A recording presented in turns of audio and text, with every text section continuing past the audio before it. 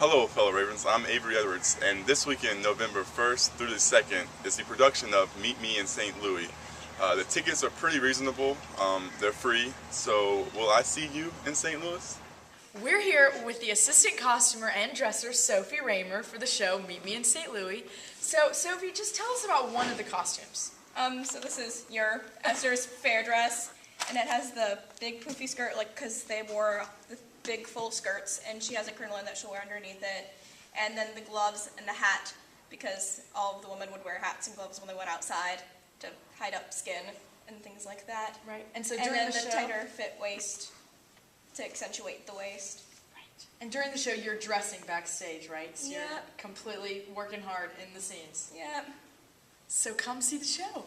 I'm here with Mr. V, the technical director of the Meet Me in St. Louis play.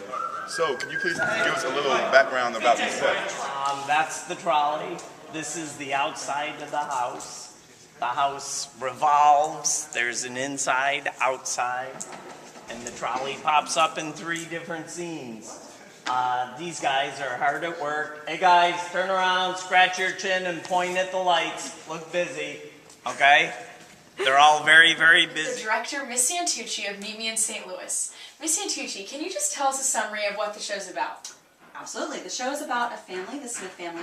They live in St. Louis at the turn of the century, just before the World's Fair goes to St. Louis in 1904. And they have 2 daughters, Esther and Rose, who get to fall in love in the show. And it's about them and their experience at the time in St. Louis and getting excited for the World's Fair. Great. And is there any particular reason or any background history for why you chose this show?